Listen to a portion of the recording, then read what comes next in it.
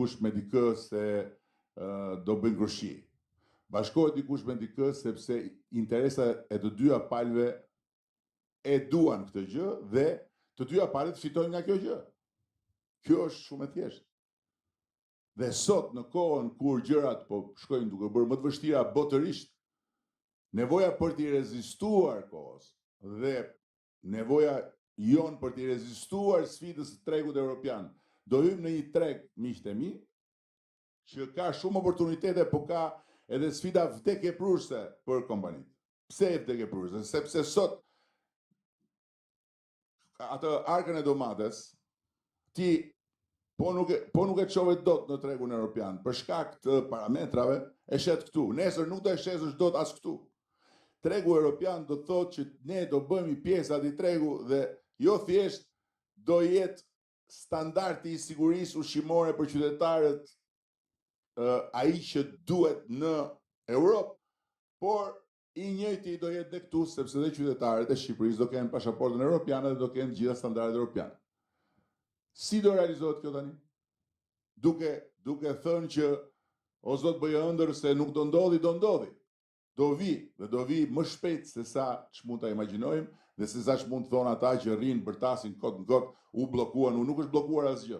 E dëgjuat ambasadorin e Bashkimit Evropian, doli dhe tha s'ka pasur asnjë bllokim, se s'ka çfarë bllokimi të ketë faktikisht, se duhet të jesh i lig, se një pjesë atyre që i thon këto i din si janë, por janë të ligj, janë përbuzës ndaj shqiptarëve.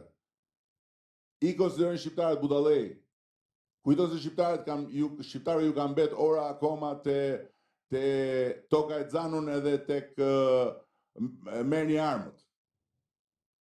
Nuk e di që shqiptarët janë shumë më përpara se sa që janë politikanët, se sa që janë gazetarët, se sa që janë të gjithë ata që kapardisen në bulevardin e Tiranës, dhe nuk e di që shqiptarët japin ujë në bisht lugës kur vjen puna tek politika, i marrin për budallëj, i përbuzin, i trajtojnë si mish për top, thjesht sepse duhet në përdorur që ti nxisim ndaj qeverisë dhe thonë u bllokua. Çfarë u bllokua?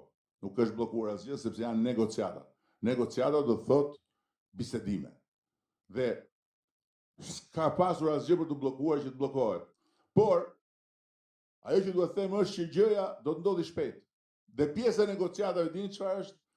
Një nga gjërat që ne negociojmë është sa vite do na lini që ne t'i lëm fermerët tanë të adaptohen. Se nëse ne hym në Bashkimin Evropian në 2030-ën, nga sot në 2030-ën janë më pak se 5 vjet. Fermerët tanë nuk adaptohen dot deri në 2030. Nuk adaptohen dot gjithë. Do duhet pastaj të mbeten pa asgjë, sepse nuk do shesin dot. Atëherë sa vite do na lini? Kjo është negociata.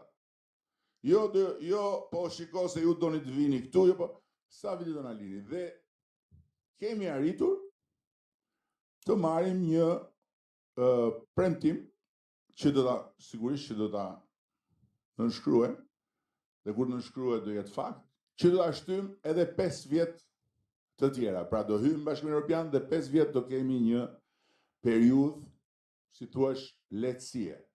Bukur. Sa janë? Janë më pak se 10 vjet nga sot. Ikin shpejt.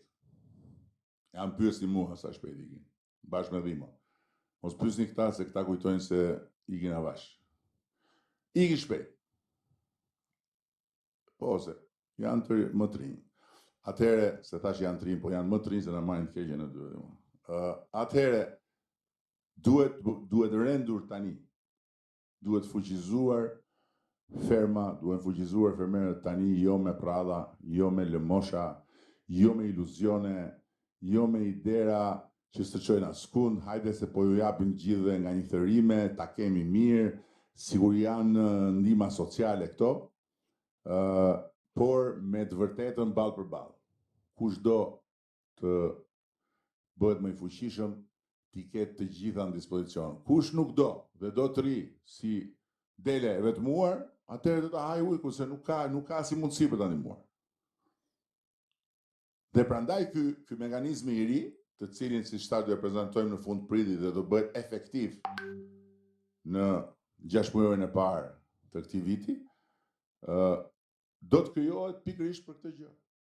Të gjithë ata që sot kanë një ndërmarrje të vogël mund ta dyfishojnë. Mund ta dyfishojnë sepse çfarë i pengon sot? Financimi. Çfarë i pengon sot një fermer që i di gjërat, e di se çfarë mund t'i pengoj këta djem këtu, se unë nuk e di, po marr si shembull që i bashkojnë këto dy serat me një ser tjetër. Çfarë i pengon? Pengon financimi. Pse? Se po të shkojnë në bankë, drejt për drejt do t'i japin një kushte që janë të pamundura. Janë shumë të rënda, me ato interesat larta, me ato penalitete, ku diu, nuk e dhe sepse bankat jo në Shqipëri, po kudo e shikojnë bujqësinë si një si një fush me shumë risk. E thonë, pështi japun këti tash këtu i bie një furtun, janë ngrenë ajra gjën, ama ne do t'ja japim këtë mekanizëm. Do t'i bashkosh të dyja me një ser tjetër, po. Paraqit planin konkret, hajde me kredit me garanci, me të gjitha nga ky mekanizëm. Do të bësh dyfishin e këtyre sera, se po flas për të dhënë shembullin se nuk po bëj llogaritë financiare, deri në 2 milion euro i ke. Të tjerat do vinë kur të fuqizosh veten.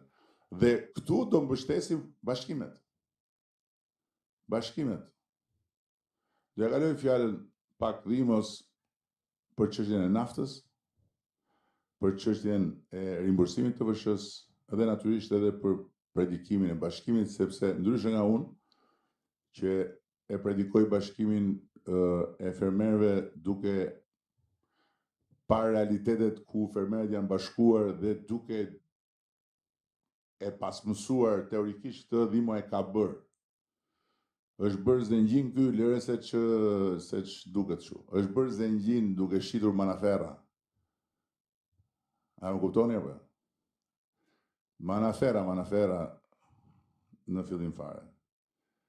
Pastaj Manafera du bën lule shtrydhe, pastaj lule shtrydhe du bën mandarina du bën kivi u bë shalqi u kthye prapë mandarin. Do më thënë, çfarë them? Një po të shkoni atje është komplet botë tjetër. Dhe kush e ka bërë?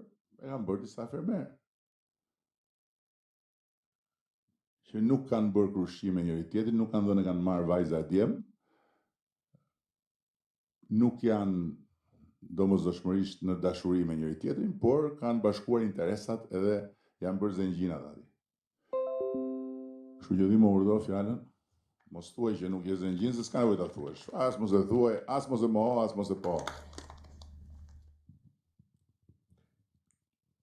Faleminderit. Unë duhet të ndaja dy gjëra për të sektor, për Bartën që mendoj që e njoh mirë. Në gjithë jetën time jam rritur në Bartë dhe do vazhdoj të merrem me këtë punë, se ky është profesioni im si agronom. Pra ne kemi ardhur në një fazë tjetër më tani.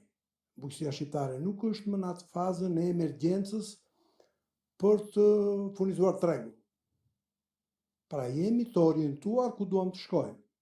Dhe atje ku do shkojmë ne, që është Bashkimi Evropian, kërkon standard.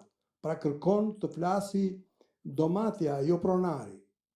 Pronari mund të flasi shumë bukur, po s'foli domatja sot në treg, ne jemi të dështuar.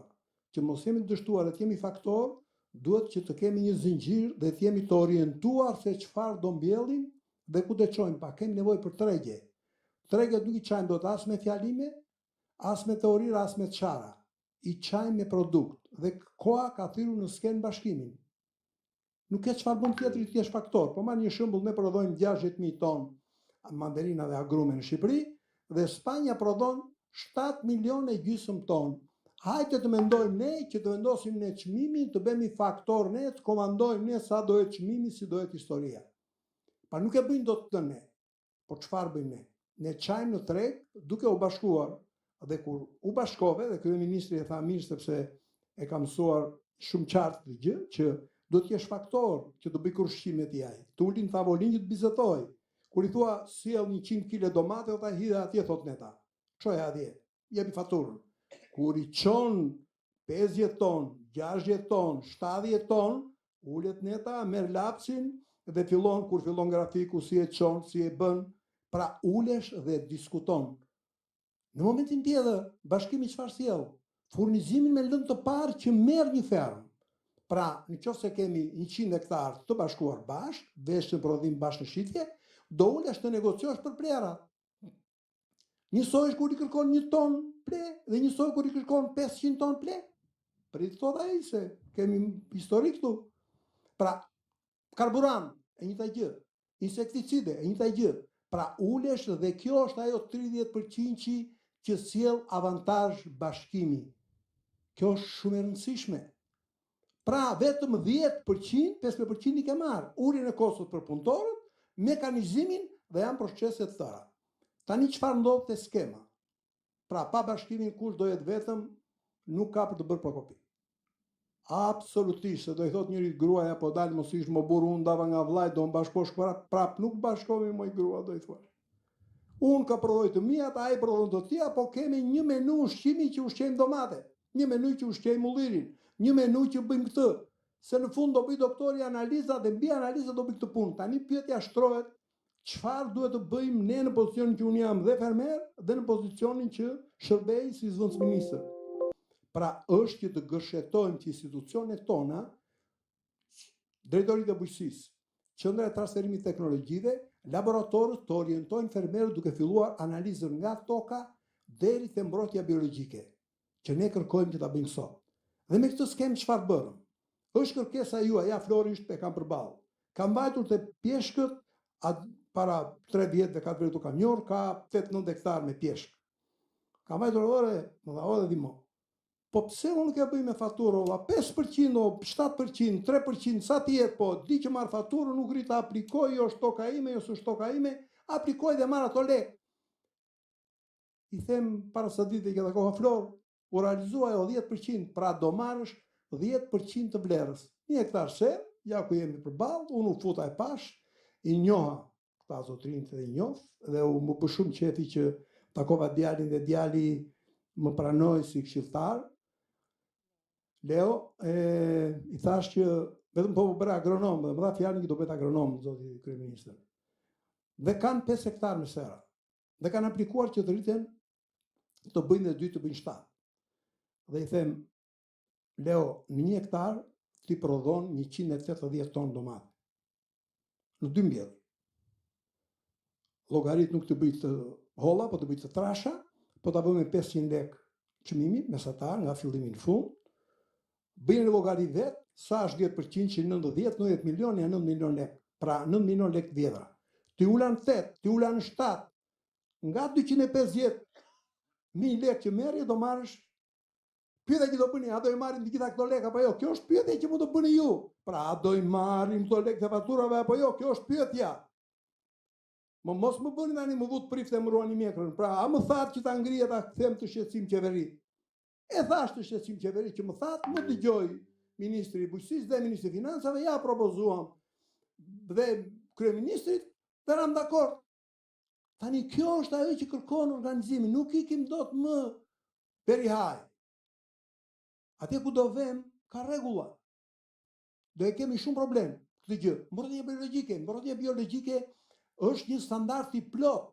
Pra në 1 hektar që harxhon, po marr një dynim, ai harxhon 250-300.000 lek për të marrë biostimulantët, për të marrë insektet, për të marrë bletën, për të marrë gjitha.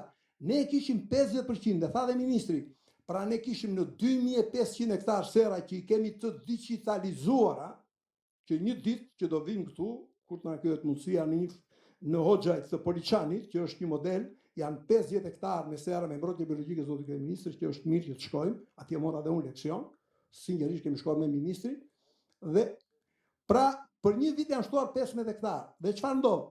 Në 1 hektar neve, në 300.000 lek që harxhon, me 70% i japim 2.100.000 lek në dorë. Vetëm si fatura fermeri për të marrë këto që thash unë. Pra, kjo mbështetje dhe kjo që janë sektori më i rëndësishëm, që janë serat dhe drufërtorët, do të thotë që mbështetja është shumë e madhe, që ka nevojë bujqësia për lek më shumë. Ama falo zot, për një të shtoj natin edhe t'japi fuqi, kryeministrit të na japi të 3 sa kaq. Po tani në shtrim këpës sa keni organin, deri këtu.